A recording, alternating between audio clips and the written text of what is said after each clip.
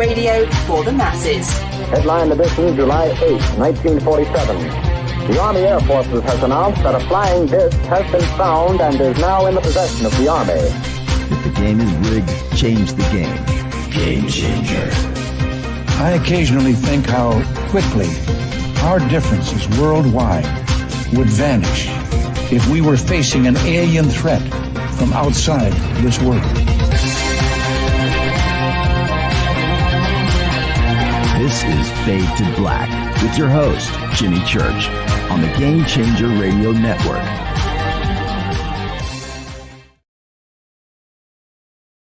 Good evening. How you doing? Fade to Black. I am your host, Jimmy Church. Today is Monday, March 18th, 2024. Kicking off a crazy great week. Another crazy great week here on Fade to Black tonight. Nick Pope is with us. We're going to continue our discussion about the 2024 AARO UAP report. And I want Nick's take on it. We're going to center around that. And, you know, it's Nick. And the conversation can go anywhere. It always does. But I want to center around that. It is very important that the community fully understand what's going on here. Tomorrow night, Bruce Leininger is with us. We're going to be talking about reincarnation and his book, Soul Survivor. That is tomorrow night. Wednesday night, are you ready, kids? Carrie Sudmeyer is with us. That's right. Carrie from Palm Springs is joining us because she has directed a movie and it is out. It is called Frequency Over Time, and it is currently out there on the film circuit. And so we're going to be talking about how she made the film, what it's about, and everything else, and when you will be able to see it.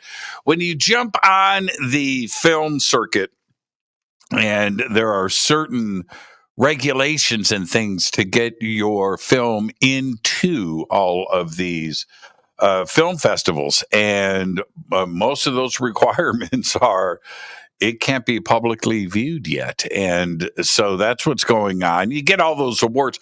You always wonder about that, right? When you see a film and you see the advertising, you see all the awards that it was it was given. That's how that happens. And she's out there. She's already won Best New Director at a film festival. And I can't wait. Carrie from Palm Springs. Carrie Sudmeyer is with us on Wednesday night. See? And my advice to the Fadernauts, anybody that listens to this show, if you've got something you want to do, follow your bliss. Follow it, do it, and go and get it done. And that's what she did and is doing. Started a film company and everything else. So she's joining us on Wednesday night. Very excited about that. And then Thursday night, Riz Verk is here. And Riz is back because it is the 25th anniversary of the film The Matrix. The 25th anniversary is actually on Sunday, the 24th. But Thursday night, Riz is going to be here. We're going to talk about The Matrix all night and celebrate that film, a very, very important film. And now I am announcing here right now, because we just finished it up today, not the book, the booking. Friday night, a very special event, a Fade to Black special event Friday night with Jason Quitt. His new book is about to drop. I think it's going to drop maybe Wednesday or Thursday. I'll make the announcement throughout social media. But we're going to go through the book and everything on Friday night. And I can't wait for that. So we've got a full week in front of us.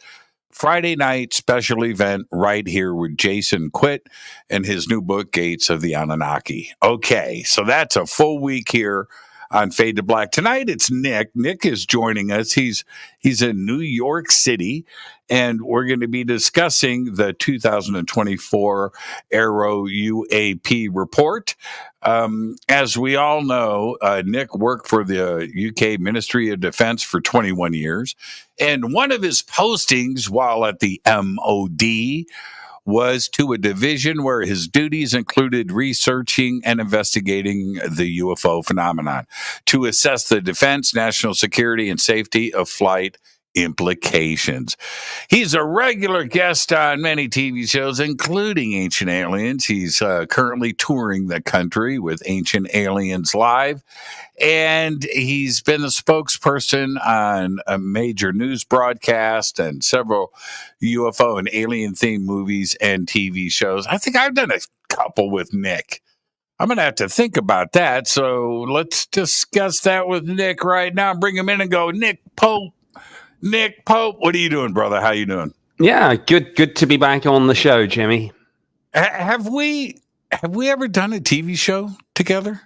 I'm trying to think. I'm not sure, but you know how it is. You do so many of them, they kind of blur. I feel like we must have done, but I can't quite put my finger on it. I can't either. I'll get back to you on that. It's so funny where I will be talking with somebody like yourself, and somebody will mention a show, and then go, "Oh, wait a minute." Oh, that's right. Yeah, you're in that. Yeah, right. It's all a blur. It's all a blur. We must have done something together over the years, though. Nick, a couple of things. I do. This is where I want to start. I have read through the report now so many times, and I've done it. I have a hair on my microphone. Excuse me, everybody. That's kind of gross, but also it's touching me. It's even grosser, right? One of my gray hairs that this report has given me. I've read through it so many times, and my assessment this weekend, I went out to dinner with Paul Hynek and Sev Talk and Earl Grey, and the four of us. We went out to dinner, and we spent quite a bit of time talking about the report. And what was interesting was I had 3 different takes from them, and then I had my own too as well. And I'm sure that much of the audience, well, everybody's probably generally disappointed, but everybody's got their own take on it. Where do you sit right now? If I was going to just throw it out there with a generalized question, what's your overall take on what this report is? Well, I have characterized it as The Empire Strikes Back, and it certainly is. It's indicative of a wider power struggle and struggle for narrative control on this issue within the government, within the military, within the intelligence community. And at the moment, that skeptical faction has got the upper hand, and that's certainly what we read in this report. Having said that, I mean, for me, there were no surprises whatsoever in this report. This is exactly the report that I expected. And indeed, if I was still working for the UK Ministry of Defence and was in the same position, this is exactly the report that I would have had to have written in these circumstances.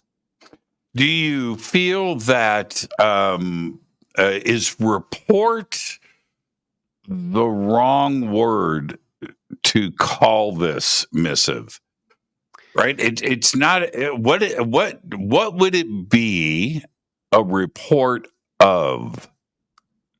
Well, it is a sort of, we looked for something and we didn't find it. And specifically, we looked into the allegations that have been put to us about legacy programs, crash retrieval programs, reverse engineering programs associated with those crashes. And we didn't find it. You know, we couldn't validate any of this. AARO's central point is, look, we gave people every opportunity to come to us and present their evidence. People came, but what they presented us with was, generally speaking, well intentioned, but we'll get into the implications of some dirty tricks in a minute. But misidentifications. People had, in other words, they'd stumbled across secret prototype aircraft, other black projects that, even though these people had high security clearances, they didn't have the need to know for, stumbled across these things. And don't worry, AARO says, it's not aliens. This was just, our tech. But these people made, generally speaking, honest mistakes. So it was a bit of that. And frankly, it was a bit of rehashing all the old stories about Roswell and things. But, I'm sure people have gone into this at great depth. But when you look at the references of a government report, which is supposed to be the definitive view on some of these historical allegations, and you find that in the references, there's fandom.com, basically a sort of fan wiki, you kind of do a little raising of the eyebrows and say, well, wait a minute, that's sort of one step down or up from just doing this on wiki. I mean, in fact, it is a wiki, and that's not the way that a definitive government report should be done. Okay, if let's talk about. You mentioned if this was MOD. Would MOD, if there's a report sent out like this, are the authors' names on the report? And the reason why I'm asking that, if you do something, you write a paper and you submit it for publication and it goes through peer review, you have the authors and co-authors named, right? And citations of their CV and everything else, right, is right there. This doesn't have any of that. Are you surprised that the author of this report and co-authors, if there were co-authors, were not named at the beginning, cover page, at the end, anywhere in the report? Well, an author may not have been named, but I think we can safely say that Sean Kirkpatrick's fingerprints are all over it. Right. And of course, ultimately, the director must take responsibility for this. So this was, and of course, the complicating factor is that Sean Kirkpatrick stepped down at the end of last year, as you know. But essentially, this report was Sean Kirkpatrick's baby. He had intended to get this out before he retired. Now, just a number of factors, which are probably more bureaucratic than anything else, delayed that. But this was essentially his report and was going to have gone out effectively with him, being the one responsible for it. Now it goes out with Timothy Phillips being the person who presented it to the world. Now, did Sean Kirkpatrick write it? I don't know. What usually happens with these things is that somebody at a more junior level will be asked to do the first draft. So going back to your question about the MOD, actually, if this had been a Ministry of Defense report, it might have gone out under the name, and usually you don't name someone under 1-star level. That's in the UK, that's a broad rule that if you're 1-star and above, you can be named, but more junior than that, generally not, with the exception of people who are in a public-facing role. So it's kind of a little complicated, but I suspect that Sean Kirkpatrick put down his sort of strategic direction and told one of the subject matter experts in AARO, go and do the first draft of this. And probably different people contributed different things. So somebody probably did somebody was like, you do Roswell, you do the whistleblowers, You do the bit about, how some of this is adversary technology, and then we'll all meld it together. So written by committee. The other part about this is okay. It reads like an opinion editorial that you would find in the New York Times, maybe even something that somebody's paid for, right? Paid for a page, and they write their stuff and they make it personal, because it feels that way here. And one of the things that skeptics and AARO and others have said over the years about the UFO situation, contact with ET, UAP, whatever you want to call it, is the lack of evidence, lack of names. It's always a third-person account. There's never any names attributed to anything. And then this report comes out, and it says, and I'm paraphrasing, we interviewed the CEOs of these corporations, and AARO found no evidence. They said no. There are no names for anybody. So the media, the press, cannot go back and question how this report was done. It lacks everything that AARO and others complain about. How do you write a report like this without having those named that were interviewed? Yes, that is problematic. And you've hit one of the most interesting points in this report, and actually one of the weakest points in it, because for the people who usually with these sorts of things say, and this is what AARO are saying, show us the evidence. Well, it's a classic rules for thee, but not for me, because when the tables are turned, as you say, it's just essentially we asked the corporations who've been generally mentioned as being the ones that may have these legacy programs, and they assured us that they didn't have any of these programs. Well, okay, that's all right then. Move along, nothing to see.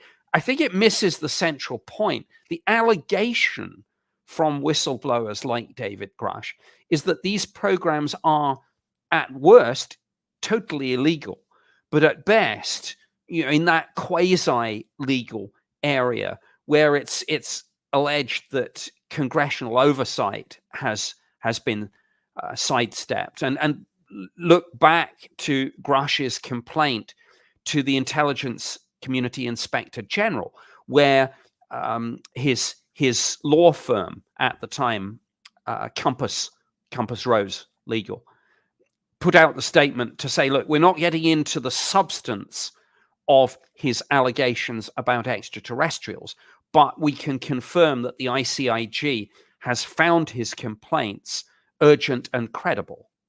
So that's one side of it. And so here's the thing.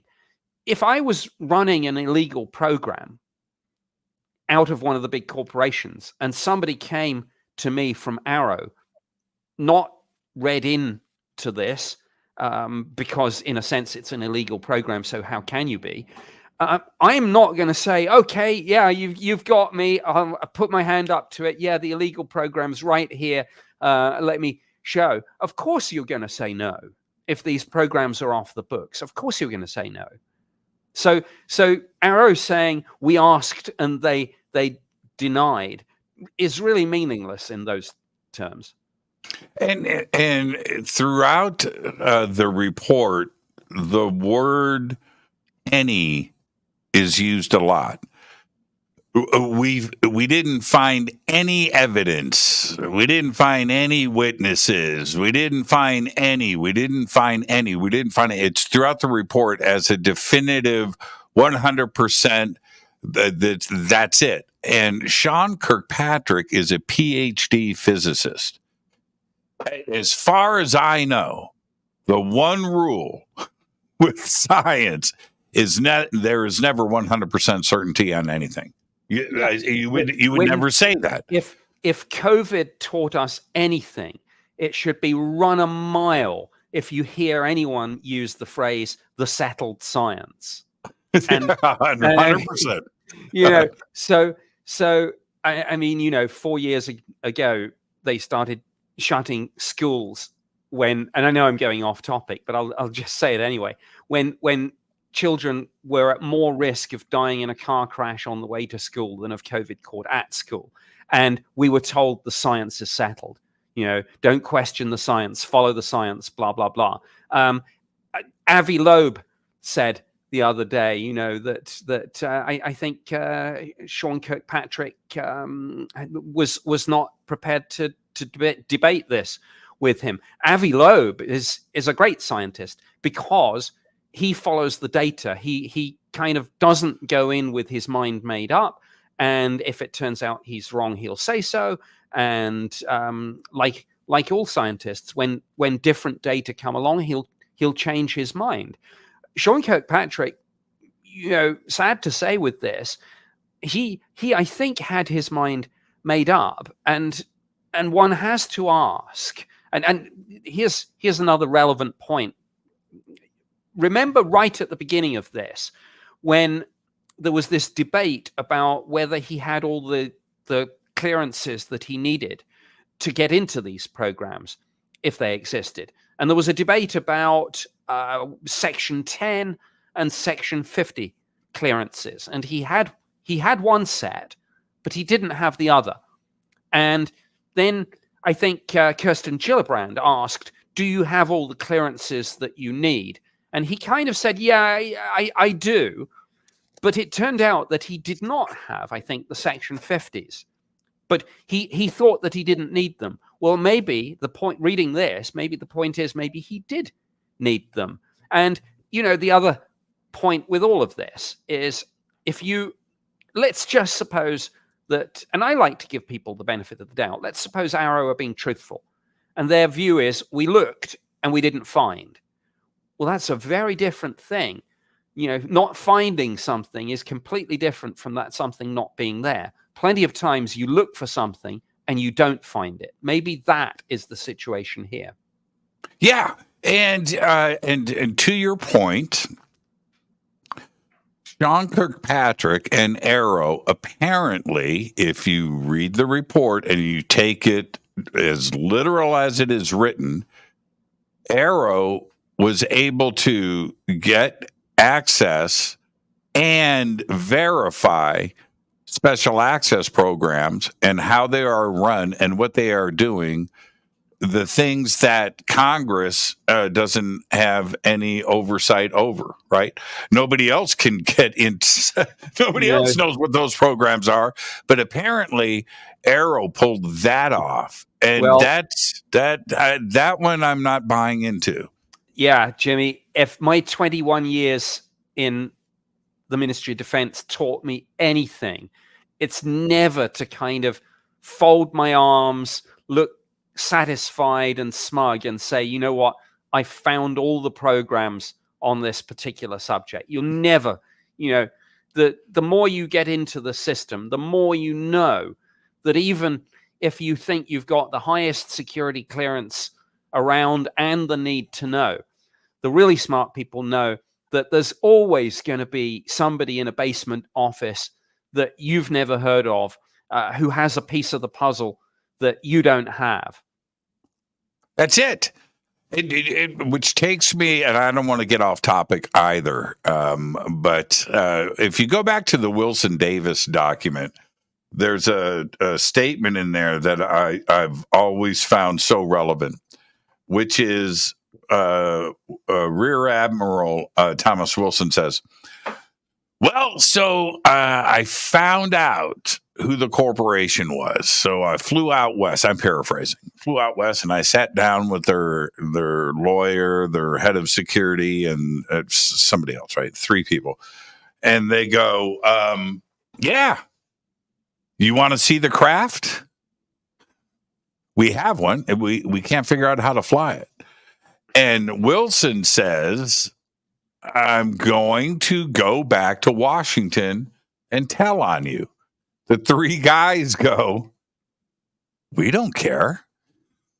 Yell as much as you want. There's nothing you can do about it. Get on a plane, fly back to Washington, and yell at whoever you want to yell at. Have a nice day. And that's the way that is a very believable scenario. Not Sean Kirkpatrick picking up the phone and finding out who is running an SAP. Yeah, I mean, it's almost comedic. Can you imagine, Sean Kirkpatrick turning up at Lockheed or wherever and just basically saying to the CEO, look here, old chap, it's been suggested that you're running an illegal program to reverse engineer alien technology. What's your position on that? And the CEO says, no, that's not true. And Sean Kirkpatrick goes, thanks for clearing that up, and off he goes. Yes, back in his car and drives away, and he adds that part to the report. That is okay. So staying on this subject where there seems to be some glaring untruths. I'm just going to say that. I had just had dinner Saturday night with Paul Hynek, and Paul's a great guy, son of J. Allen Hynek, Project Blue Book, and we start talking about Sean Kirkpatrick's point that he made about Project Blue Book. Again, he used the word any. Project Blue Book never found any evidence of anything extraterrestrial. J. Allen Hynek never found any evidence or and he mentions J. Allen Hynek twice or maybe three times in the report. That J. Allen Hynek, okay. Sean Kirkpatrick obviously didn't read J. Allen Hynek's 1977 book, which is called Hynek's Report on UFOs. I might have the title wrong, which I have a copy of. Because in that book, J. Allen Hynek says the opposite of what Sean Kirkpatrick has stated in the AARO report. J. Allen Hynek apologized for not doing the right job with Project Blue Book. And in that book, and he was very angry at the Air Force and the government, the Department of Defense, because in that book, he lays out case after case after case after case that to him represented not only ET and contact, but stuff that could have been rigorously scientifically investigated and were not. And that's Sean Kirkpatrick misleading with an untruth, isn't it? Yeah, I think so. But again, there should be no surprise about this. I mean, what I think some people have forgotten is that we knew as early as the end of last year almost exactly what this report would say. We found nothing, no credible evidence, because Sean Kirkpatrick himself let it be known that that's what the report was going to say with his little media tour. And he wrote, and it's interesting, you said that the report in some respects read like an op-ed. Of course, Sean Kirkpatrick has now written 2 op-eds for Scientific American on this report. Then he appeared on that podcast that he did, if people remember, In the Room with Peter Bergen. And after the report, just to show that he's still on tour, he did that talk the other day with the National Security Space Association. But he essentially said, look, this is what the report will say, which leads me to make this point. I think people have to ask themselves, what was the strategic aim of this report? This is a question that I've not really heard anyone articulate, and it's a very, very important one. And I say this as somebody who's done this from inside government, so I kind of know what the playbook is on this. The real question people should ask is, what was the strategic aim of this report? And closely tied to that, Who is the audience that this report was intended for? And the answer to that is the audience, in one word, is Congress. It's not even really the media, although they are sort of a part of this. But here's the thing. The strategic aim of this report, to me, it's very clear. It is to get the small number of deep specialists in Congress who have been pushing for answers on this, of both sides of the political aisle. It's to get those people to disengage by making them look foolish, by sending the message and amplifying this message in the media. You have been duped. You have been duped by a small group of believers in or formerly in the intelligence community, and you will look foolish, but don't worry, we're giving you a get out. Just quietly back off, disengage, don't push, and get off our backs. That's the real strategic aim of this report. It's aimed at people like Marco Rubio, Kirsten Gillibrand, Tim Burchett, and the rest of them. And it's trying to embarrass them, and it's trying to get them to back off. Now, what we don't yet know is obviously what those people are going to do, because that's absolutely critical. And it's interesting. I mean, it shows that it was cleverly done, because most of them have kind of taken a little moment to think about this, and rightly so. And it's going to go one of two ways. Either these people are going to do exactly what the Pentagon want them to do and just back off and say, well, I'm interested in drones if it's adversary espionage, but I'm not interested in anything else. Or they're going to double down and say, you know what? I'm being played with this report and I don't like it. And I'm going to double down and push back. And we'll probably find out within a week or two which way the half dozen or so people that this is really aimed at, which way they're going to go on that. But the audience is about 12 people. Yeah. Okay. So right after the report was released, this letter was released. It's dated March 12th, Congress of the United States. It's written to Mike Johnson and Hakeem Jeffries. And I'm going to blow this up so everybody can read it. It says, Dear Speaker Johnson and Democratic Leader Jeffries, in light of recent whistleblower testimony and new evidence pertaining to the evidence of unidentified anomalous phenomena, UAP, we request that the U.S. House of Representatives establish a select subcommittee under the House Committee on Oversight and Accountability, Oversight Committee, to investigate the federal government's response to UAP.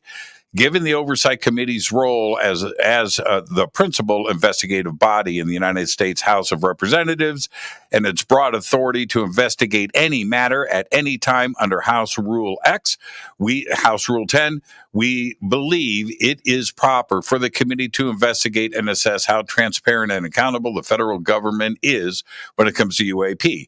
On July 26, 2023, the Oversight Committee held a public hearing with retired Major David Grush, along with Ryan Graves, the Executive Director of Americas for Safe Aerospace, and retired Navy Commander David Fravor, where they testified on their experiences with UAP. Now, I'm not going to continue. They are asking for the establishment of this, and this is signed Eric Burleson, Tim Burchett, Anna Paulina Luna, Jared Moskovich, Andy Ogles, Nancy Mace, Troy Niels, and Matt Gates.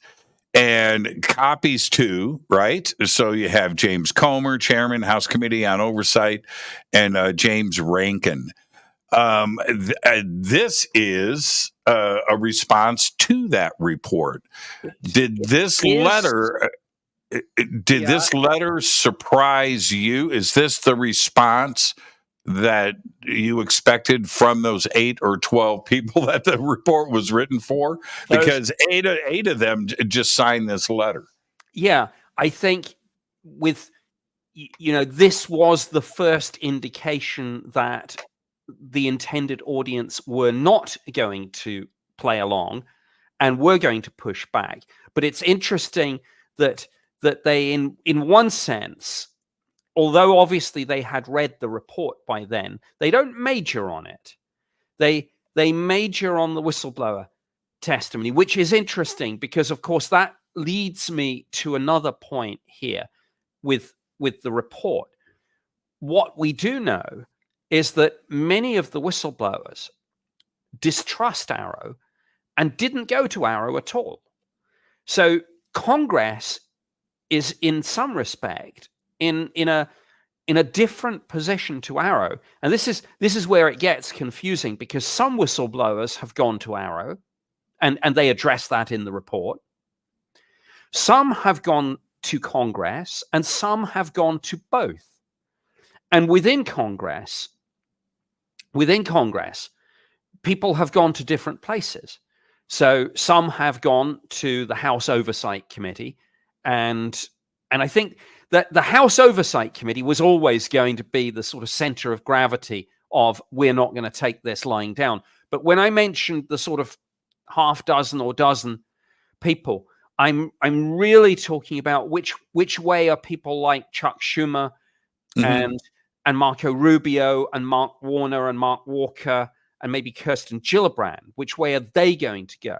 I think it was always a done deal that the signatories of that letter, which you put up, were going to go that way. But it's the other one, and I don't mean to imply that these people are not big players, but it's really, if you think back to the Schumer-Rounds amendment, for example, and what was within a hair's breadth of going into the National Defense Authorization Act for fiscal year 2024. That's the real audience, and we don't yet know. Again, I'm saying, I'm using the phrase "the big guns." No disrespect to the House of Congress, yeah. But you know what I'm saying. I do, and that is always an issue. Oh, I just said it. Issue. That is always an issue, Nick. Where the Congress, the House of Representatives are looked at one way, and then you have the Senate, which is looked at another way. Yeah, you want to say who's the big dog in the room on this, and there's no getting away from the fact that it's probably more the Senate Intelligence Committee and the Senate Armed Services Committee than the House Oversight Committee. Important though the House Oversight Committee is. Yeah, exactly. Now, to that end, by writing the report with the introduction of which I have here, the first line of the report, and I don't want to paraphrase here, so I'm just going to read it verbatim, if I may, which is, of course, the outline of it is, this report represents Volume 1 of the All Domain Resolutions Office's historical record report. In completing this report, AARO reviewed all United States government investigatory efforts since 1945, researched classified and unclassified archives, and conducted approximately 30 interviews. It provides analysis of information acquired by AARO after the date of publication. Number 1, AARO's mission and methodology applies to both scientific method and intelligence analyst tradecraft. Now, by saying that, it sounds official, and then the report derails and gets personal. Without naming Lou Elizondo or Skinwalker Ranch, everything is OSAP and ATIP. And this circle of friends that was using social media to influence Congress, right? And to influence the public via social media. And now suddenly it's a personal attack on Lou Elizondo. Now, whatever you or anybody else feels about Lou, that's you can have your own opinion. But using the report as an attack seems personal. Yes. And did that get out of control? I think it did. And I think it's clear, reading between the lines, that people like Lou Elizondo, Chris Mellon, Jay Stratton, Travis Taylor, and James Lukatsky. I would say those 5 people, maybe a couple of others, but those 5 in particular, I think, have been somewhat besmirched by implication in this report. And there's you can tell when somebody is angry, and you should never you should never write. It's like they always say, when you fire off that tweet, just think before you send it. But Sean Kirkpatrick's tone in his op-eds, which I'm in his 2 op-eds, in his podcast with Peter Bergen, has sounded angry. And part of it, I'm really sorry to say this, but part of it is almost the laziness of the bureaucrat, that a lot of work has been generated by this, and they don't like it. And it's very clear. Look, I think it's not a secret that some of the people whose names I mentioned have probably had a hand in drafting some of the very specific legislation that has gone into the last few National Defense Authorization Acts. And clearly they don't like it. It's it is a little bit like gamekeeper turned poacher, right? That these people, whether it's Chris, Lou, Dave Grush, whoever it might be, have obviously sat down with Gillibrand staffers, and said, look, if you really wanted to craft something absolutely watertight to put into the legislation, you might draft something like this. And okay, look, it's clear that collusion has been going on, but good. Look, wouldn't you want the legislation to be drafted by people who know what they're doing and know how to frame legislation, so that the government can't wriggle out of it? I mean, it goes on all the time. All sorts of people leave government, then hook up with lobbyists, come on board and draft legislation because they know how it's done. It's like, hey, if you want to really wrap this up tight, here's what you want to ask. And they don't like it. They don't like it. They do not like it. They do not like it. And when you have somebody like Grush, who swore under oath, and Fravor and Ryan Graves, they don't like that either. And this is right. This is in Congress on live television. But then to omit to use the word any throughout this, there's nothing to see. Don't question anything. These are your answers. Don't bother with this anymore. That's what this report says. And with the attacks of the media and public conversation about this and everything else, that this is what this group is trying to do. But that's exactly what the founding fathers intended with the United States of America: to question government, to question everything, to have freedom of the press, to have public conversations about anything that you want to talk about. And this report says, well, yeah, anything but this one. You can't talk about this.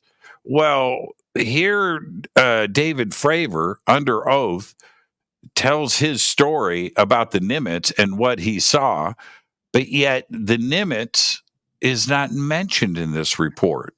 This report says there's nothing anywhere. And so how do you do that and try not to be accused of misinformation or disinformation yourself? sure, and it's one of the ironies of this report that they kind of do.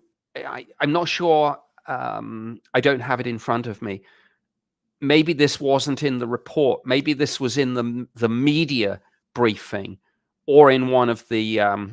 And let's come on and let's not forget to talk about the March 6th press event that AARO held, because that's an important part of this story in terms of how they attempted to control the narrative here. But before we even discuss that, I want to just mention the irony, in one sense, that in one of the statements, and I can't recall exactly where it was, they did address briefly the Tic Tac incident.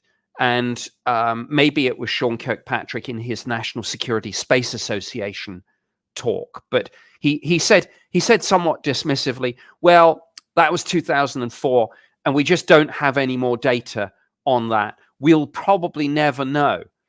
And if you think of the irony that he's saying 2004, we don't have data, so we don't really know. But then with the very next breath, they say, but absolutely, we can tell you nothing happened in 1947 in Roswell. We can tell you that as a done deal nearly 80 years ago. But 2004, no, not got the data. So that is a little irony. But before I forget, one piece of news which just broke today, which again kind of casts a little bit of doubt over the AARO report. I'm sure you've seen it, that Douglas Dean Johnson obtained under the Freedom of Information Act, and he literally just published it today. He obtained the guidance that the Pentagon sent out last year to all commands on reporting UAP, and it's all over X, formerly known as Twitter. But I just want to pick out two brief phrases from that report, and one is that the phrase exploitation of advanced technologies is specifically mentioned as being one of the reasons why the government is so interested in UAP. And I'll repeat that: exploitation of advanced technologies. It's a direct quote from this official Pentagon document. But the one that I think is great is when they use the phrase UAP engagement. And for the people saying, well, UAP could be just drones, they specifically say in this report, anyone watching, this is worth your time. Go read it after you've listened to Jimmy and I talk about this. They specifically say, look, we're not interested in drone incursions where we know it's a drone. We've got separate processes for that. We're talking about UAP. And they use the phrase UAP engagement, and they define it. I'm reading this, a direct quote. The definition is amazing. Quote, a UAP engagement is a kinetic or non-kinetic response to a UAP intended to deny, disrupt, or destroy the phenomenon and or its objects. I'm looking at it here, and I couldn't agree with you more. Although it's short and brief, it's very technical and very direct. Is this something that would cause Sean Kirkpatrick to amend his report, or does he even care about something like this, which is a very significant document and a heck of a get, by the way? No, he knows all about this document. He may well have had a hand in drafting part of it, but this document, of course, was intended for an internal audience. Now, maybe they figured that it would be eventually subject to freedom of information. But again, big shout out to Douglas Dean Johnson on this. He has produced a staggering number of previous scoops on this, I have to say, and this is a really interesting one. No, it's not news. I mean, like I say, Sean Kirkpatrick knows about this document, probably drafted parts of it, but it again, what it shows is that while the AARO report is very dismissive, this internal guidance to military commands, who are actually the ones engaging with UAP, says something quite different. What do you think the response should be from our community? In that it's like a put up or shut up kind of moment here, where you've got a couple of fifth graders, a couple of fourth graders, yelling at each other in the cafeteria, and they're gonna, all right, let's meet after school behind the bleachers. It's time to throw down. It's like that. Is it time for somebody to put up or shut up? It's time for Congress to continue doing what they are already doing. In other words, trying to validate the claims of David Grush and people like him. And it's also time for the other whistleblowers. Look, I have to be very careful here. There is a process for whistleblowing, and I am never, ever going to encourage anyone to break the law. I am going to encourage everyone to follow the lawful process and to be very, very careful with any classified information that they may have, and only release it to people authorized to receive it. That said, there are people in Congress who have or can obtain the necessary clearances. I know there's the whole debate about David Grush now doesn't have his security clearance anymore. And there are obviously proposals. Can we give it to him back, even if it's just temporarily? Can he come into a skiff? What about the other people? What about Carl Nell? What about the anonymous, so far, Jonathan Gray? And what about the people whose names are not yet public or media knowledge? What about those people? Where do they stand? And each of them has to, obviously follow the law, but also follow their own conscience, their own sense of what's the right thing to do in these circumstances. And it's a difficult call. And let's not forget what happened to David Grush when, shortly after he spoke out, elements in the intelligence community approached a journalist, basically said to him, if you so happen to put in a Freedom of Information Act request to this particular police department for this particular date, you might find something interesting. And then dug up the police report where there were concerns about David Grush's state of mind and whether he might do himself some harm because he had PTSD. And Tim Burchett on the House Oversight Committee, I think, had the perfect response to this quite disgraceful tactic, which was obviously a smear campaign against Grush. I mean, basically, the intelligence community didn't exactly leak it, but they basically said to the journalist, dig here. And of course, he turned it up and published it. And Tim Burchett said, in Tennessee, we don't ridicule people for having PTSD from, Afghanistan. We thank them for their service and for serving their country. It just goes to show, sorry, I just want to finish this point. It just goes to show that the gloves are off, Jimmy. The gloves are off.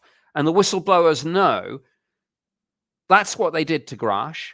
And they're asking themselves, I'm sure, before they take that final step and go public, what are they going to do to me? Shouldn't okay, and so even a more direct, and then we're going to head to a break. An even more direct question would be: should Grush just at this point just show the paperwork and the names? No, right? You don't think so? No. What about the location of craft? There have been claims about stuff being moved, and there's a craft in there, Australia. There's United States moved one to Canada. There's these stories too as well. If that is the case, and you have this information, do you go public with that? No. It's about why not? Two reasons. Firstly, and this is where after the break, I want to come back and say something nice about Sean Kirkpatrick, by the way. Okay. It may surprise you, but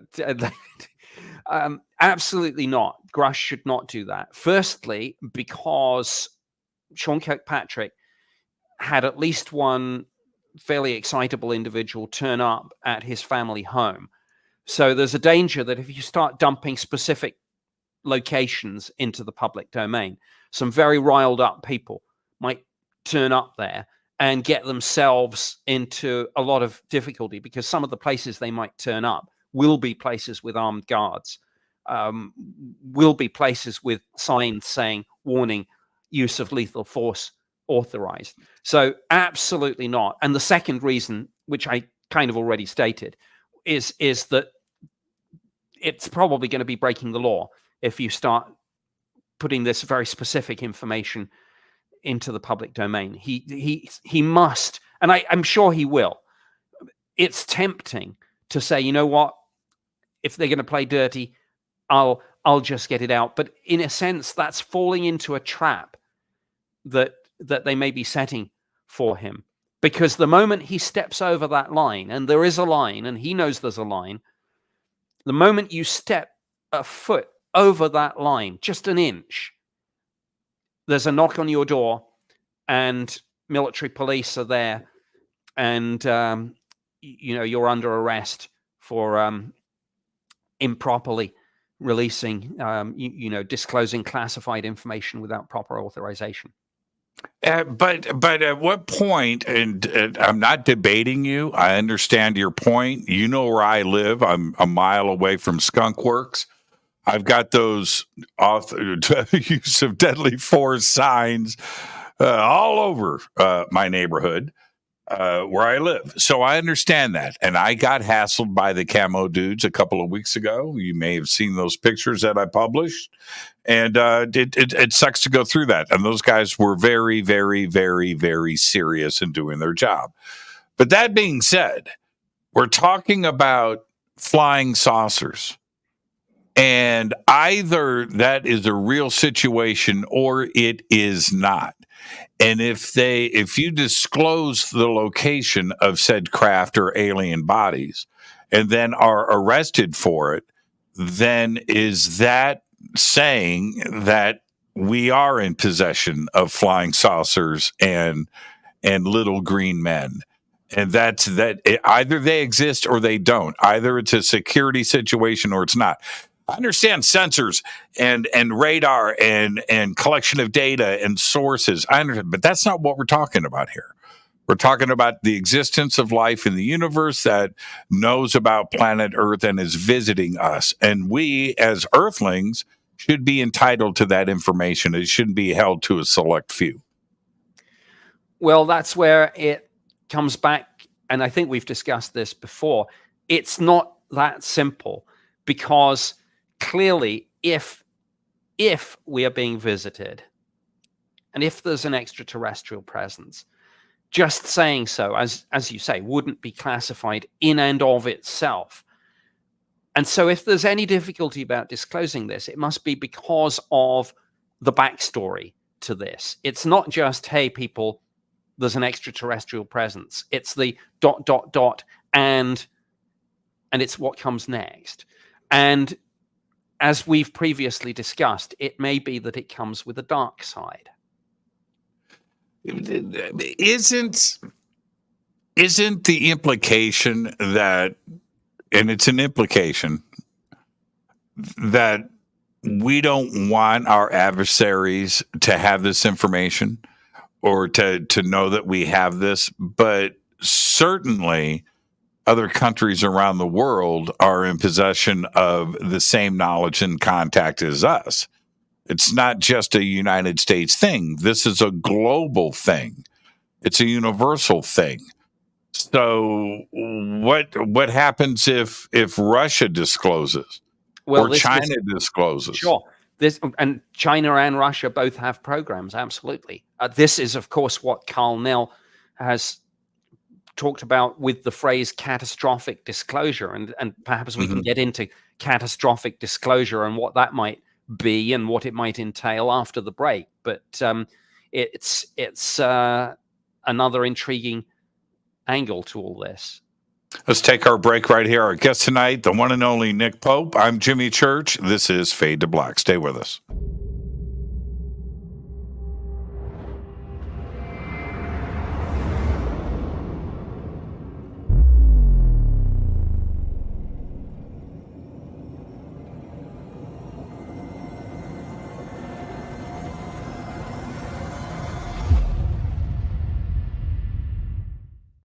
Subscribe to our YouTube channel to get your alerts and access to over 2,000 videos. Click that subscribe button right now.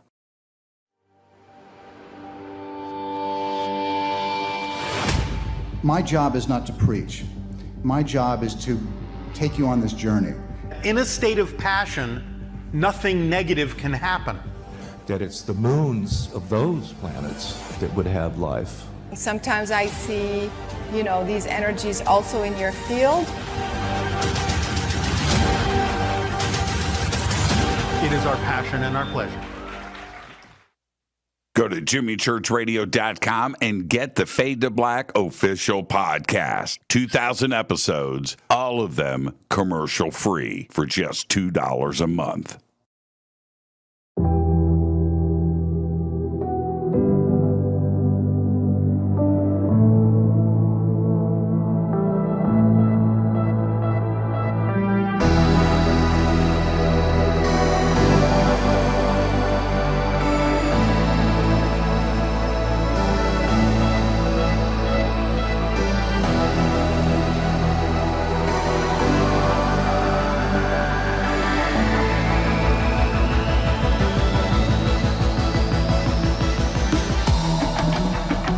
This is Jimmy Church. Please visit and explore Egypt this October 3rd through the 14th, 2024 with Billy, Elizabeth, myself, and very special guest and the #1 podcaster in the world, Sean Kelly.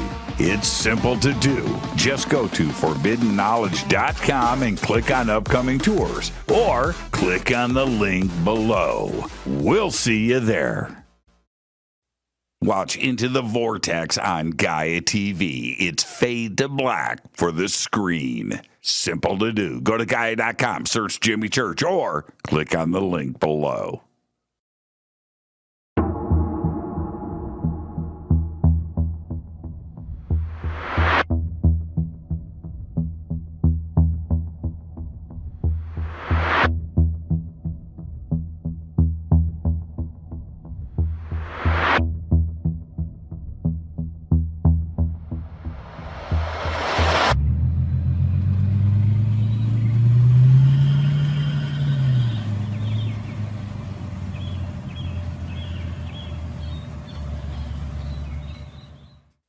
Follow Fade to Black on Twitter at JChurchRadio. Get all of the show updates every single day.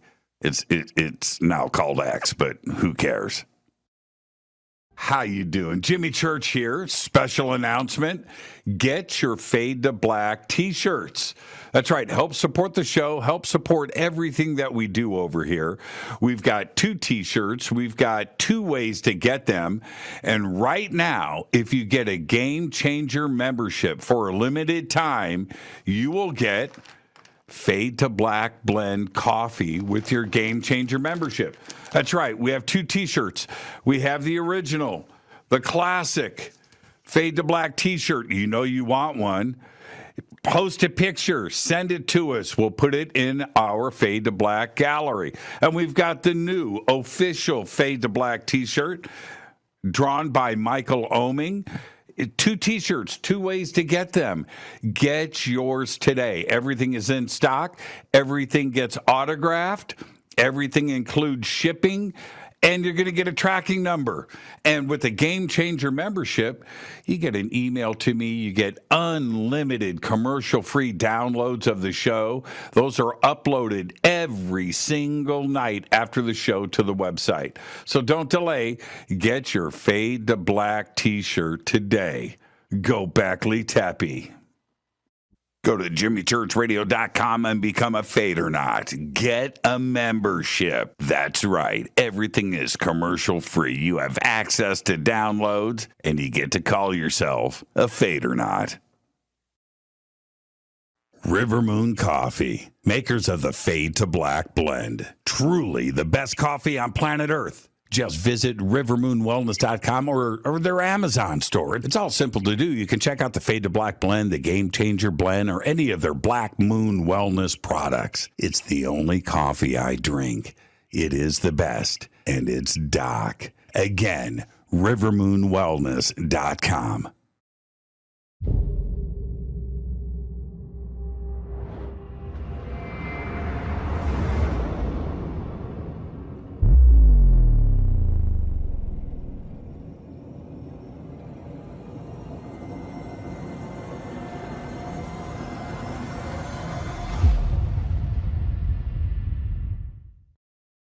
All right. Welcome back. Fade to Black. I am your host, Jimmy Church. Tonight, Nick Pope is with us. We are discussing the 2024 AARO UAP report. Nick, what do you think the historical perspective is going to be on this report?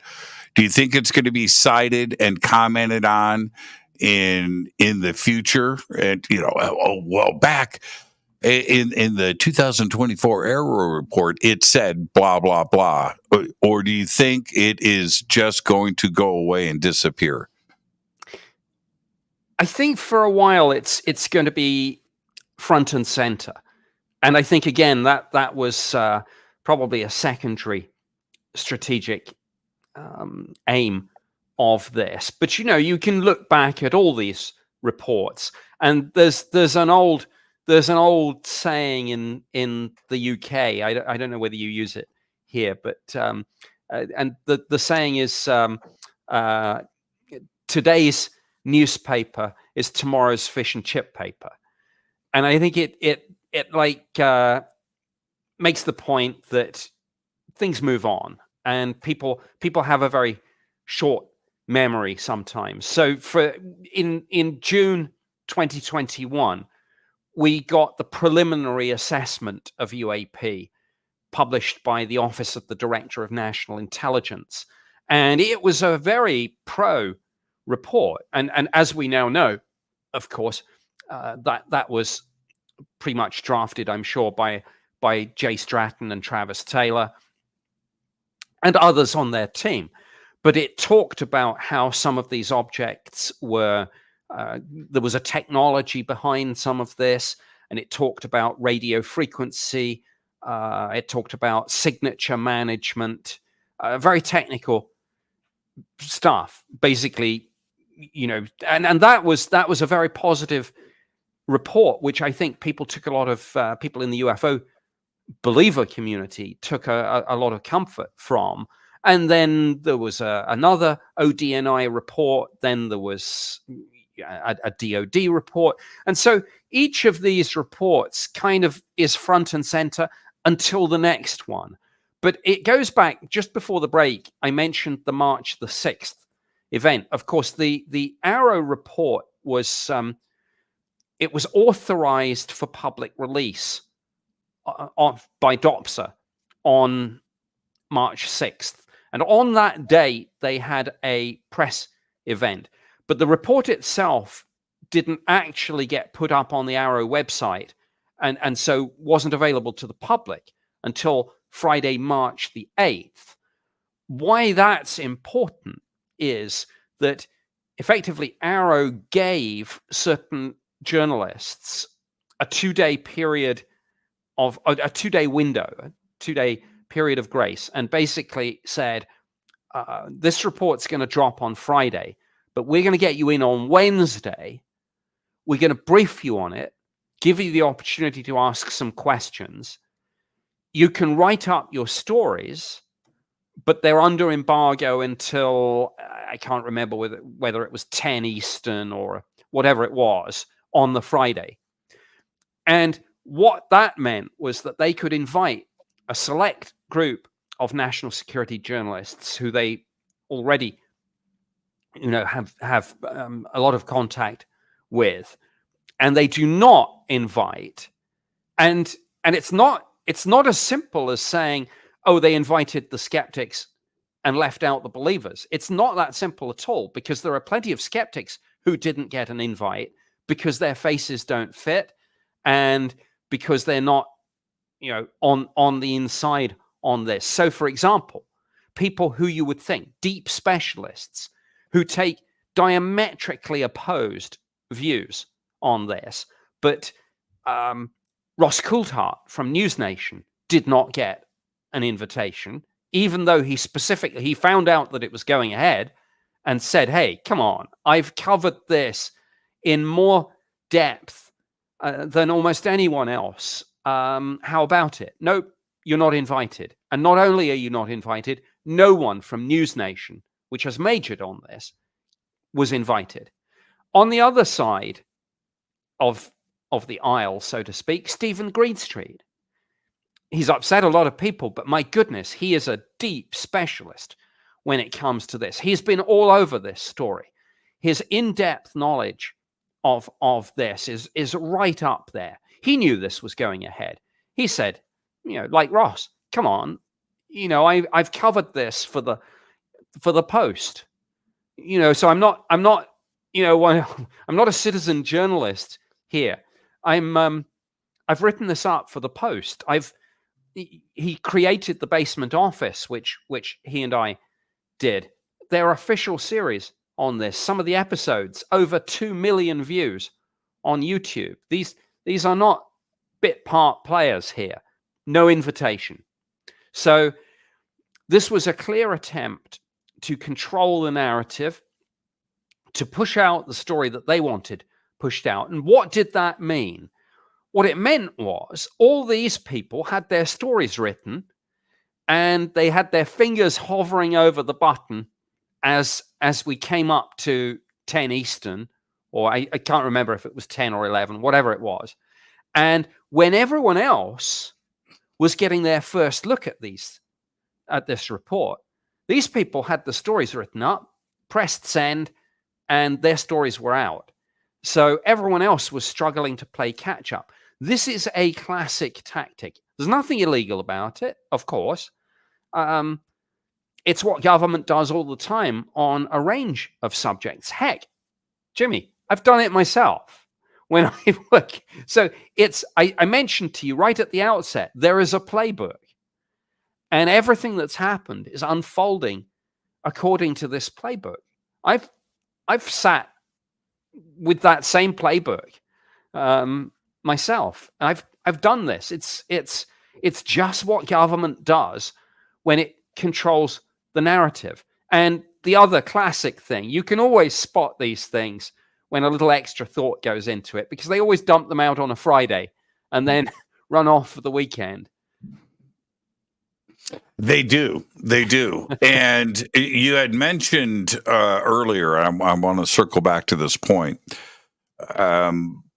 I agree. I've read this thing so many times now that if you are a part of the UFO community or have been researching this, certainly as long as I have or you have, I've put 50 years into this. I've got a pretty firm grasp on history and timelines. So there wasn't anything new, okay, except for Kona Blue. Now, what I found interesting about Kona Blue is, well, first, I'd never heard of it. Okay, and I had to go back and try to recall anybody else mentioning Kona Blue historically. I don't remember any of that. I could have it wrong, but that's not the point. When the reveal of Kona Blue was done in this report, I realized something. Kona Blue didn't need to be in this report. The report states this is a report on the U.S. government investigation into ET. The report says that Kona Blue was an idea of an extension of OSAP and ATIP by the circle, right, by the group, to investigate the backwards engineering of ET craft and its materials.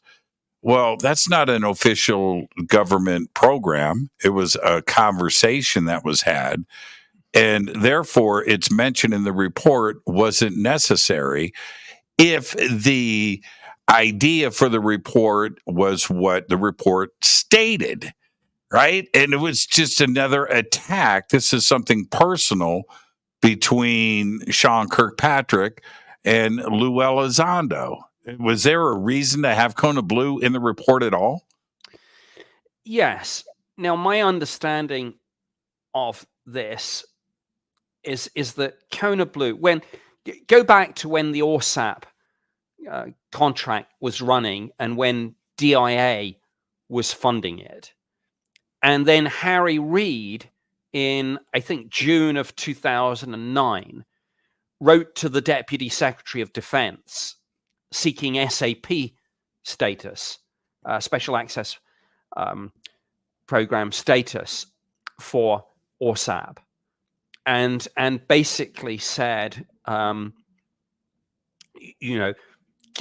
give this extra protection, can we have SAP status? And it actually backfired, because what then happened was that DIA said, wait a minute, we don't think we should be funding this at all. Because don't forget, all this, and this is where I actually side with the skeptics in one sense. They have it right. Remember all the stuff when ATIP and OSAP were first revealed. Remember the Pentagon line that this was a program to assess next generation weapon and aerospace threats to the United States. Well, that was the line. But what people didn't realize was that was the line that the people responsible for this program were using to keep this program off the radar, not from the media and the public. There was no sense that it would get out to them, but from other people in DIA who might kill the project, as indeed they did when arguably Harry Reid made the mistake of putting it back on the radar by seeking SAP status for it. So what then happened, of course, was that DOD took it for a while, and then it kind of fizzled out. Then it was continued without funding as a sort of a portfolio within DOD. But Kona Blue was an attempt to basically say, okay, now we've lost the funding. Can we get somebody else to fund it? And right. That would be Department of Homeland Security. And it nearly worked. It nearly worked. Meetings were held and they were going to take it. And then I think a particularly skeptical manager, whose name I can't recall, said no, and she killed that idea. But so Kona Blue was the attempt by, let's call them the believer faction in the intelligence community, not the UFO community, in the intelligence community, serving and retired. Let's call them the believer faction. Some of them, the names are known, of course, and some are not. This was their attempt to get basically ORSAP/ATIP back on track, funded, and into DHS. Didn't work. That's what Kona Blue is. And the reason AARO put it in the report is it supports their narrative, which they're now trying to push, of this small group of, and I can't remember whether they've said this overtly, but they've certainly hinted it, of religious believers within the intelligence community pushing this narrative. And what I can confidently predict is that often Freedom of Information Act requests are very heavily redacted. When the Kona Blue request gets approved in the next few days, whenever it is, it's going to be very, very not redacted, because they want to cast aspersions. They want to try and imply that a credulous group of true believers, often deeply religious, in the intelligence community are the only people driving this, and that the whole thing is a kind of a circle jerk. Am I allowed to say that? You just did. You just did. Well, that's the narrative. But this is back to the point that I was making, though, is that what Sean, I'm going to say Sean Kirkpatrick is the author of this. So whatever, if I'm wrong, I'm wrong. But it seems that it's always going back to the Bigelow Bass, Harry Reid, Skinwalker Ranch, Lou Elizondo, Hal Puthoff, Kit Green, Eric Davis, Chris Mellon, whatever you want to throw DeLong, John Alexander. They did mention Tom DeLong, but they attempted to do that too as well. And to push it back onto this, and that Kona Blue was an example of these fanatics trying to get an extension and more government funding, and continue a program that was canceled in 2012. Well, I'm just saying that doesn't seem to be necessary. I am not in any way backing or condoning or saying somebody's right and somebody's wrong here when we mention all of these names. But those names are not in the report. And if you are going to have these innuendos put out there, mention Bass, mention Bigelow, you mention Harry Reid, but he's dead. You mention J. Allen Hynek, but he's dead. Hynek can't come back from the grave and reply to this report and say, "Oh, no, don't use my name in this context." And that's the part with me that doesn't sit right. You can't. You're insinuating these things about a property in Utah. Yeah. But you're not naming exactly who you're talking about, and you're leaving it up to conjecture and to speculation. I mean, let's be frank. This report effectively makes some allegations, and sometimes it does it directly. Sometimes it does it in a sly, more by implication way. When you do that, normally you would probably, and maybe this is even the reason why this was delayed, sometimes with reports like this, you push it out to the legal advisor. And the legal advisor. Oh, yeah, for sure. Yes. Oh, and that's so blatant. That's so obvious. What? And one thing, I know two things, and I've done this myself in the MOD. two things that I know about legal advice within government is, one, it takes a long time, and two, it's always very cautious. So I don't know this, but I wouldn't be surprised if one reason why Sean Kirkpatrick said that he was going to get this out before he retired, but actually didn't manage to do so and missed the deadline by about 3 months. I wouldn't be surprised if one of the reasons was that it needed a legal read. And one thing that I can tell you that the lawyers always say is take out the names, but this is where I go back to this Kona Blue Freedom of Information Act request, and why I say that it's going to be unredacted, because it's going to be perfectly clear. They are deliberately going to redact this one as little as possible to make it abundantly clear who is pushing for this. And look, let's not try and hide this, though. This is where Stephen Greenstreet's right.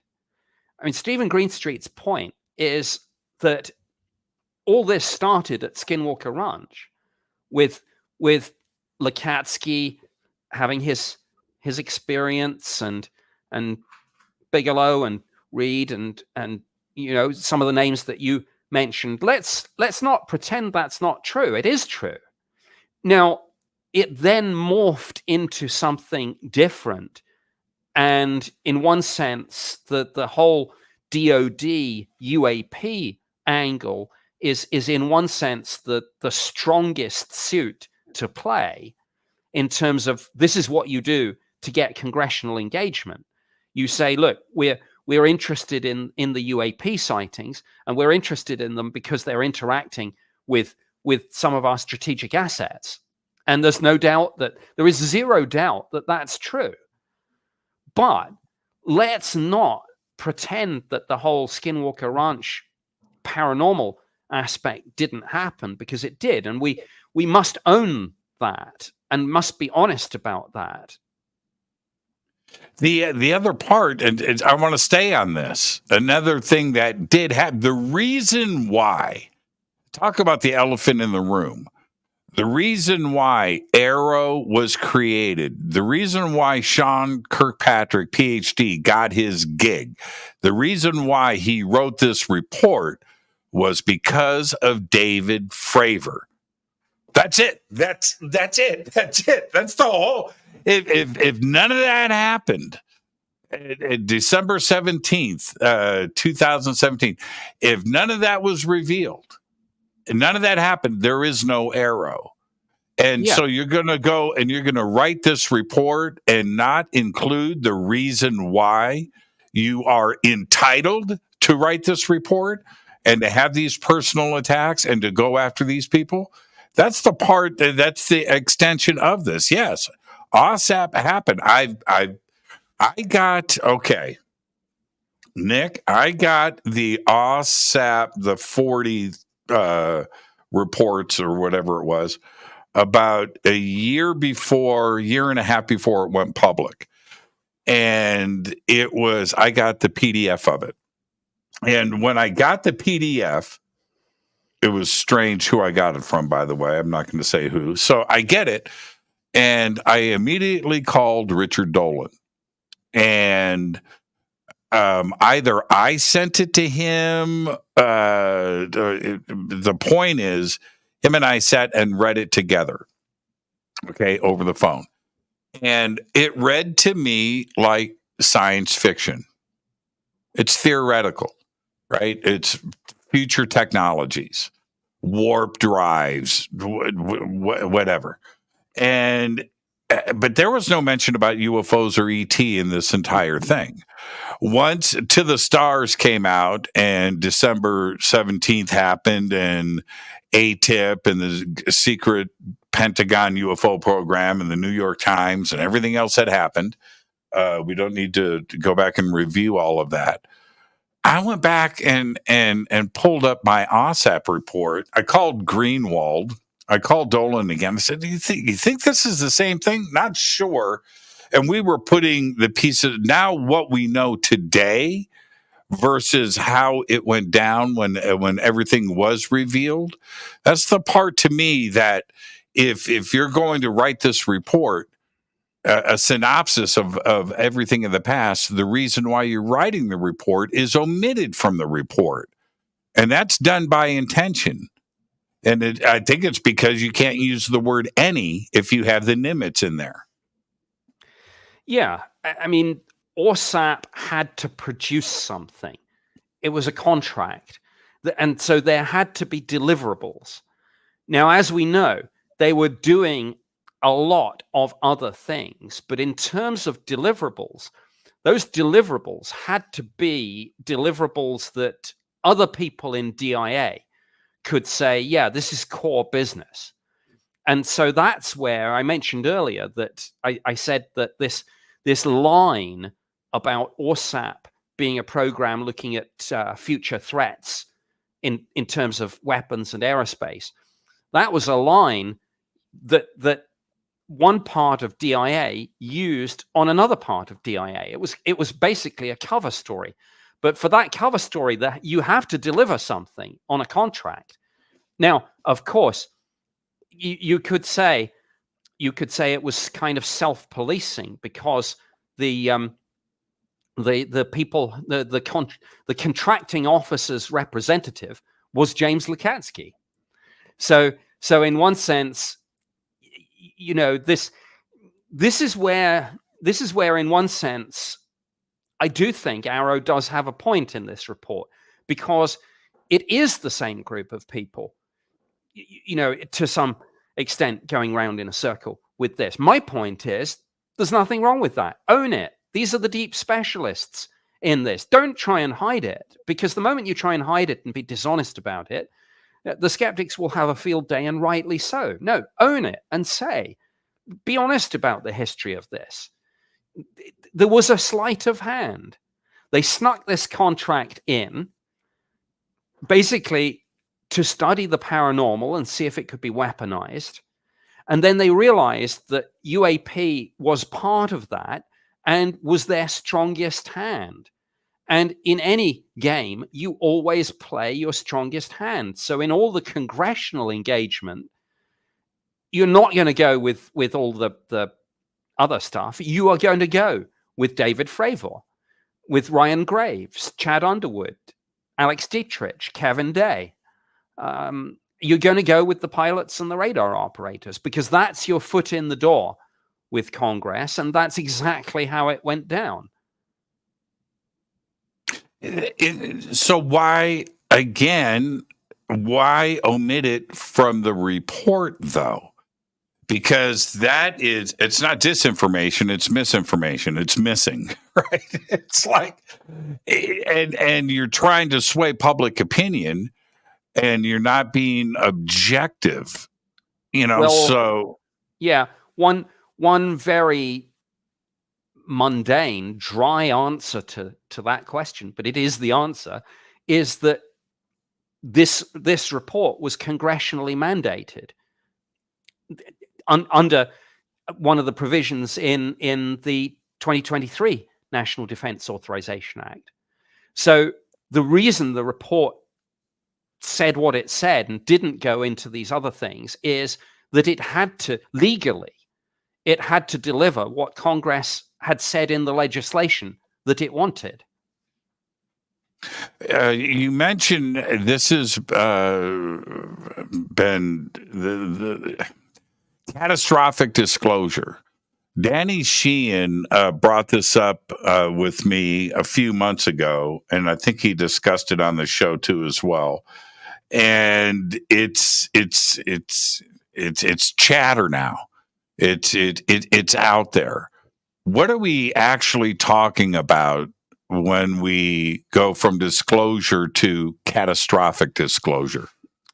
Okay, this is the way it breaks down. You've heard, I think anyone listening to this that's got a reasonable knowledge of everything that we've discussed, those people will know that for some time now it has been rumored that there is a controlled disclosure program, that there's an initiative to get this information out, and that there's a timeline for this, and that broadly speaking, that timeline is 2027.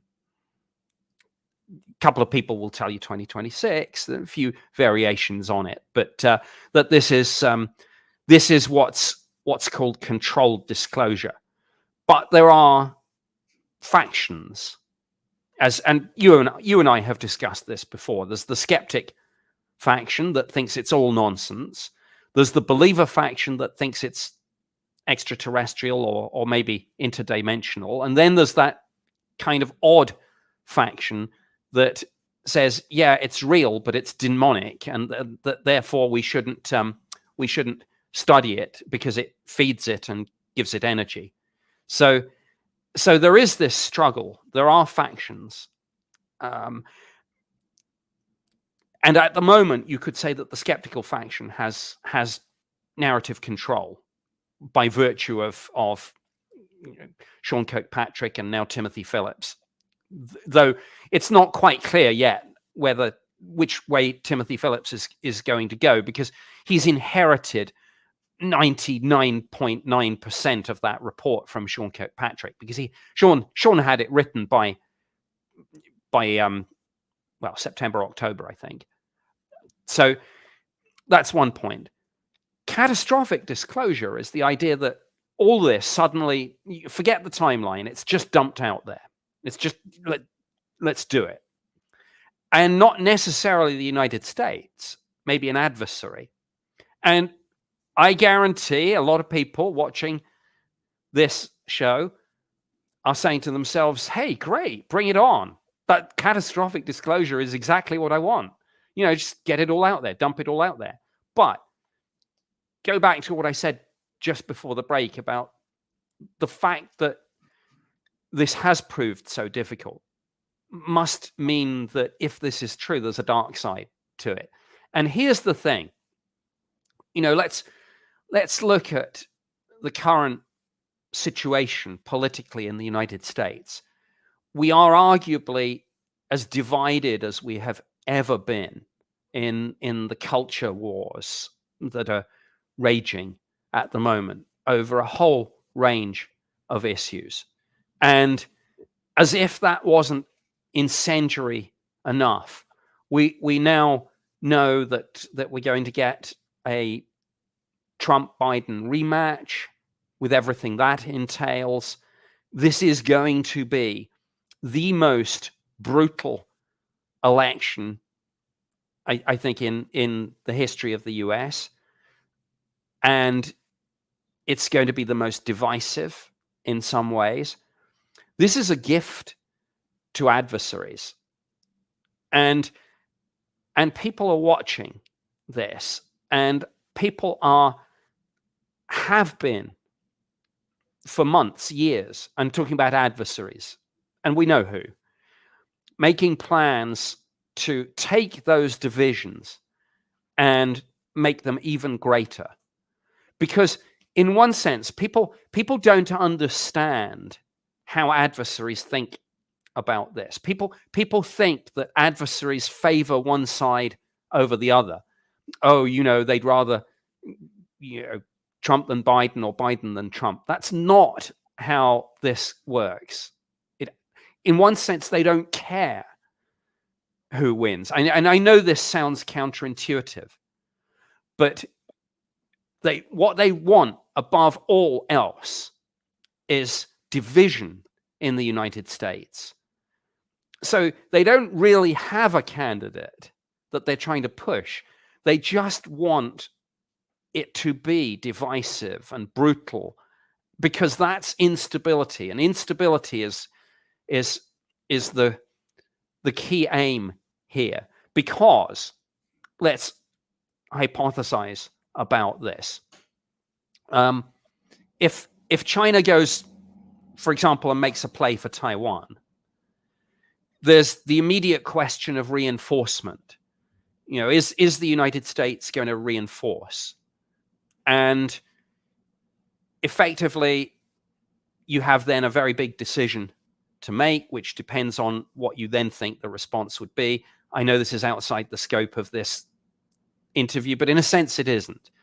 And here's the point. Then you hit the US with a cyber attack, so as to disrupt any attempt to reinforce, and then you throw catastrophic disclosure into the mix, if it's within your power to do so. So I'm just throwing this out there, Jimmy, to say that catastrophic disclosure, for all the people saying, yeah, bring it on, you don't know what it's like a locked room with something in it. You don't know what's in that locked room. It could be something that brings us great joy. It could bring the worst thing in the world. We don't know. It's a locked room. So for all the people saying catastrophic disclosure, bring it on, just take a moment. Why is it that it seems, Nick, that I agree we're in a pretty crazy time, but is it just because it's made crazy because the information hits us in nanoseconds? Where if you look at the what the country went through in the 60s, where with all of the riots that were happening and cities burning across the United States, that was just in the 1960s. And what we went through 2, 3, 4 years ago, and 2 years of lockdown and everything that it seemed crazy, but it's because the news is hitting us faster, and now we have all of these different, and they're all happening at the same time, and the news is hitting us all at the same time. So it seems that it's pretty crazy. But World War II was in 1945, ended in 1945, and I got to tell you, that was a pretty crazy time, right? And I'm sure that if we went through that in the internet age, it would seem different to us today. But all of this disclosure and everything else is all happening all at the same time. And you can hide things now in the news cycle where you weren't able to do that in the past. And so catastrophic disclosure may only last for a few hours. Yes, you're right. And there is a danger of presentism where we sort of think, oh, this is as crazy as it's ever been, and we forget the past. But I think the factor that it's the technology that's the factor here. And it is internet fueled, or rather the internet is the medium for it, and social media in particular. But it's the fact that our adversaries are now doing things so well in this arena that we can't tell that they're doing it to us. And it is the sophisticated disinformation campaigns, well, psyops, however you frame it, but there is an undeclared war that's arguably started. Now, you could say that we're already in a proxy war, maybe arguably two.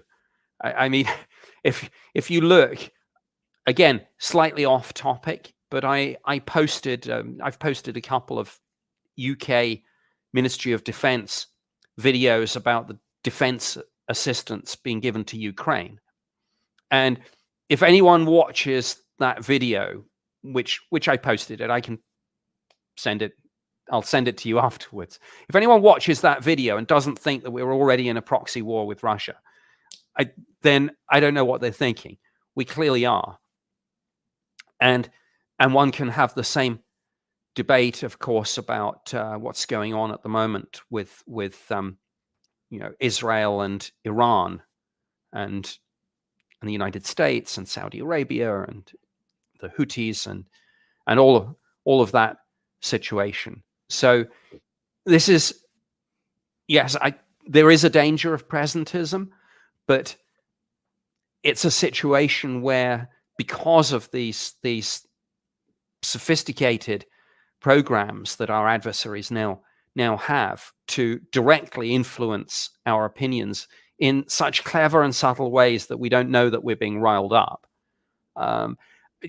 It's a very long-winded way of saying that a lot of these hatreds are being deliberately stirred by our adversaries, and are not they're not natural hatreds to the extent that we think they are. Divided though we genuinely are, of course, but we have to ask ourselves who is stirring the pot and why. Well, there's another implication in the report that, and again, it's definitive. It's not leaving things open to other ideas. That everything that we have seen or reported on can be explained. And one of those is that our own military is seeing our tech or adversarial tech and misidentifying that. Now, you are suggesting that our own professionals, and that includes commercial airline professionals, law enforcement professionals, professional witnesses, are not seeing what they think that they're seeing, and making that suggestion that everybody has just gotten it plain wrong. Is that dangerous to put in this report? And is that directly attacking our own Department of Defense and military and NASA and firefighters and police and professionals? No, I don't think it's dangerous. And in fact, I think the report probably has that right. I told you that I was going to say some nice things about Sean Kirkpatrick. I think people should be wary of just demonizing people that work in government and throwing out the baby with the bathwater. I mean, I think you could say that in one sense there's only 1% of disagreement between the true believers and between Sean Kirkpatrick on this, because I don't think anyone, even on the believer end of the spectrum, would dispute that most UFO sightings are misidentifications or sensor errors or hoaxes or all sorts of things. And that's where the first ODNI report that I mentioned from June 2021 had it right. As this report has it right, that there are multiple things that give rise to UFO sightings. And some of that will be people seeing our own tech, like projects, things that you won't see at the air shows or publicly declared for 10, 15, 20 years. And yes, from time to time, I'm sure that even fools some of our own pilots into thinking, well, that can't possibly be. But it is. Sometimes it is. You imagine the first pilot who ever saw a B-2 stealth bomber, for example, or an SR-71 Blackbird back in the the day when 50s, when that was new. Yeah, so yeah, this shouldn't be seen as disparaging the witnesses. I think it's a truism. Some of these sightings are attributable to our own tech. Some of these sightings are doubtless attributable to adversary tech. That's not to say that all of them are. Well, when you have the Nimitz, you have the Roosevelt, you have Chad Underwood, you have Ryan Graves, certainly David Fravor front and center. These events are years apart on different oceans. One in the Pacific, one is in the Atlantic. The type of craft that were described are completely different. But what is common between the two are U.S. military pilots seeing this.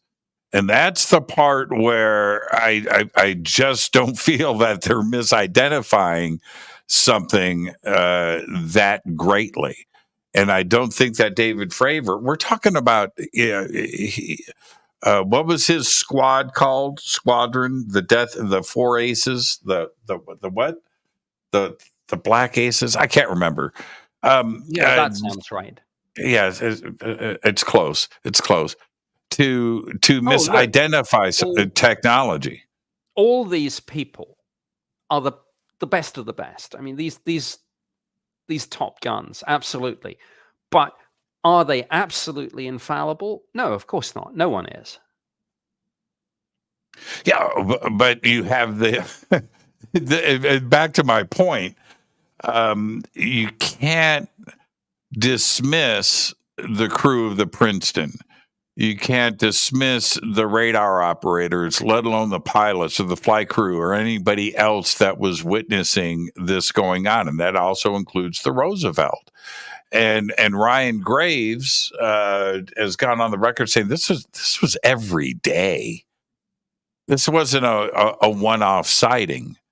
And those are the parts for me to say that you're misidentifying that. You're talking about a daily occurrence, and you're misidentifying that stuff every single day. It seems personal to me. Well, I'm going to be. I think actually one of my upcoming conferences, I'm going to be speaking with Kevin Day and Sean Cahill. That's at the Ozark Mountain UFO conference in April in Eureka Springs. So I'm going to have an opportunity, of course, I'm sure, not just to listen to their presentations, but to talk to them offline about all this. And yeah, absolutely. Look, nobody should be disparaging the witnesses. It's just that we shouldn't say that any witness is not capable, for example, of seeing something. And wouldn't this be a good thing? I mean, look, if the United States in this very volatile situation has developed, let's just suppose this is our own tech. Well, my response is great, right? That's a good thing.